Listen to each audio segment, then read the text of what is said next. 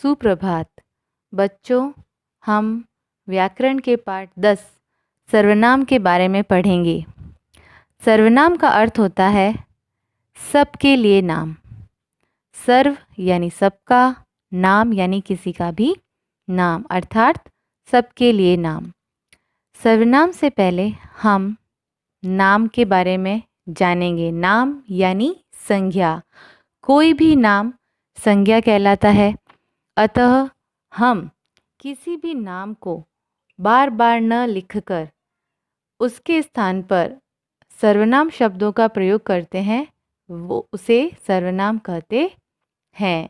इस प्रकार सर्वनाम की परिभाषा है, संज्ञा के स्थान पर प्रयोग किए जाने वाले शब्द सर्वनाम कहलाते हैं। सर्वनाम के 6 भेद होते हैं। सबसे पहला पुरुषवाचक, दूसरा निश्चयवाचक, तीसरा अनिश्चयवाचक, चौथा संबंधवाचक, पांचवा प्रश्नवाचक और लास्ट में 6 निजवाचक। सबसे पहला प्रकार पुरुषवाचक। पुरुषवाचक में बोलने वाले, सुनने वाले तथा जिसके विषय में बात होती है उनके लिए प्रयोग किए जाने वाले सर्वनाम पुरुषवाचक कहलाते हैं। पुरुषवाचक सर्वनाम के 3 भेद हैं। सबसे पहला है उत्तम पुरुष। उत्तम पुरुष में मैं, हम, हमारा, मुझे, मेरा आदि सर्वनाम शब्द आते हैं। मध्यम पुरुष में तू, तुम, तुम्हारा, आप, आपका आदि। अन्य पुरुष में वह, उस, उसका, उन, उनका, उनके आदि शब्दों का प्रयोग होता है। अब हम इन सब की परिभाषा को समझते हैं। उत्तम पुरुष, इसका प्रयोग वक्ता यानी बोलने वाला अथवा लेखक अपने लिए करता है। यानी जो बोलता है उसके लिए जो शब्द आते हैं उसे हम उत्तम पुरुष कहते हैं। और इसमें हमने बताई यही है कि मैं, हम आदि शब्दों का प्रयोग होता है। मध्यम पुरुष, इसमें सुनने वाला के लिए जो शब्द आते हैं, यानी इसमें जो बोल रहा है उसको जो दूसरा सुन रहा है वहाँ पे मध्यम पुरुष आता है। उदाहरण के लिए देखिए, तुम इधर बैठो, यानी दूसरे को कहा जा रहा है कि तुम इधर बैठो, यहाँ पे मध्यम पुरुष आएगा। तीसरा इसका प्रकार है अन्य पुरुष। इसका प्रयोग वक्ता या श्रोता किसी अन्य व्यक्ति के लिए करते हैं। यानी दो आपस में किसी तीसरे के लिए बात करते हैं, वहाँ पे अन्य पुरुष आता है। उदाहरण, वह कल नहीं खेला, उन्होंने सबको खूब हंसाया आदि। दूसरा इसका प्रकार है निश्चयवाचक। जो सर्वनाम निश्चित व्यक्ति, वस्तु अथवा घटना की ओर संकेत करते हैं वहाँ निश्चयवाचक सर्वनाम आता है। उदाहरण के लिए देखिए, यही मान्या का घर है, माँ इसी ने मेरी मदद की। यहाँ पे यही मान्या का घर, इसी ने मेरी मदद की, इसी ने, यहाँ पे ये निश्चयवाचक शब्द है। यानी हम किसी के लिए निश्चित रूप से कुछ कह सकते हैं, वहाँ पे निश्चयवाचक सर्वनाम आता है। जैसे यह, इसे, उसी, तुम्हें, उन्हीं आदि शब्दों का प्रयोग निश्चयवाचक में होता है। अनिश्चयवाचक सर्वनाम, जिन सर्वनाम शब्दों से किसी निश्चित व्यक्ति अथवा वस्तु का बोध न हो उन्हें अनिश्चयवाचक सर्वनाम कहते हैं। उदाहरण के लिए, लगता है माँ बाजार से कुछ लाई है।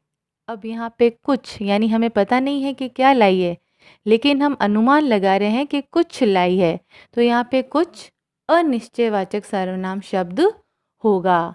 दूसरा उदाहरण देखो, इस रास्ते से कोई आ रहा है। यहाँ पे कोई यानी हम निश्चित नहीं है कौन आ रहा है, लेकिन कोई हम बता रहे हैं, तो यहाँ पे ये अनिश्चयवाचक सर्वनाम होगा। कोई कुछ आदि सर्वनाम शब्द अनिश्चयवाचक में आते हैं। चौथा इसका प्रकार है संबंधवाचक।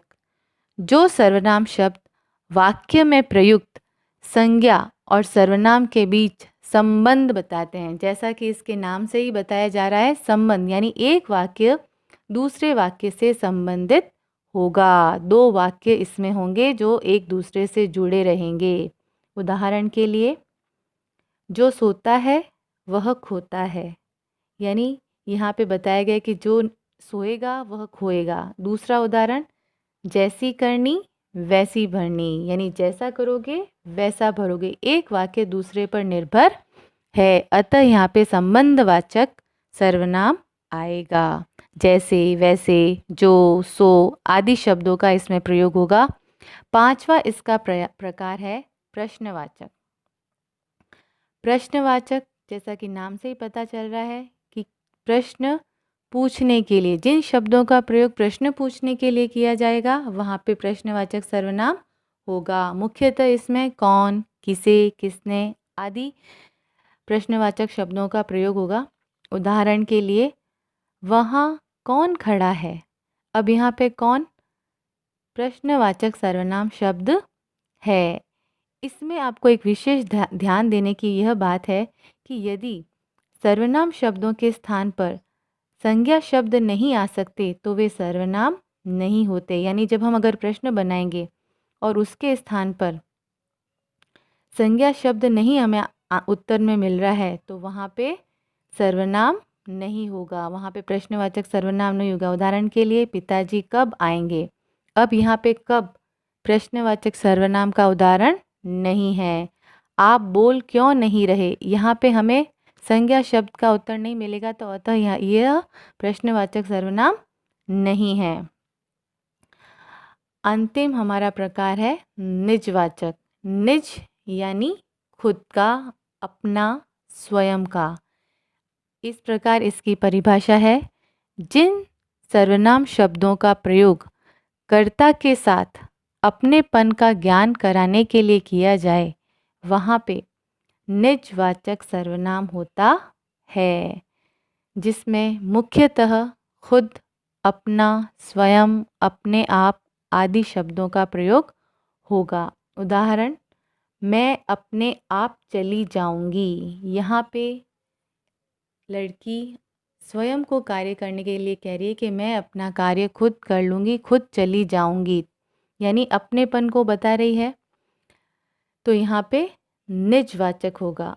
अब यहाँ ध्यान देने योग्य बात एक और है कि आप का प्रयोग हमने मध्यम पुरुष में भी किया है, क्योंकि आप एक आदर्शसूचक शब्द है। जब हम अपने से बड़ों को बुलाते हैं तो आप कहकर बुलाते हैं, तो यदि आप आदर्शसूचक शब्द के रूप में प्रयोग हुआ है तो वहाँ पे मध्यम पुरुष आएगा। उदाहरण के लिए देखिए, आप कल सभा में नहीं आए थे। अब यहाँ पे आप निजवाचक नहीं है, आप हम किसी दूसरे को कह रहे हैं कि आप कल सभा में नहीं आए थे, ये आदर्शसूचक शब्द है। हम किसी बड़े को आदर से कह रहे हैं कि आप नहीं आए थे, तो यहाँ पे मध्यम पुरुष होगा, निजवाचक नहीं होगा। दूसरा उदाहरण और देखिए, आप हमारी मदद कीजिए। तो आप यहाँ पे वापस से क्या होगा, मध्यम पुरुष। और निजवाचक का उदाहरण हमने जैसे किया ही था कि मैं अपना कार्य स्वयं करती हूँ, तो यहाँ पे निजवाचक होगा। तो इस अंतर को आप ध्यान से देखिएगा, इसमें आप गलती मत करना। आप एक आदर्शसूचक शब्द है और एक दूसरा आप जो निजवाचक में आता है वो अपने आप को दर्शाने के लिए आता है। ये है सर्वनाम और इसके प्रकार, इसे आप ध्यान से पढ़िएगा। और कारक के अनुसार इन सब का प्रयोग अलग अलग तरीके से होता है, जो कि हमारे टेबल में बताया गया है। आप इसे पढ़ना और इसके प्रश्नों को हल करना। धन्यवाद।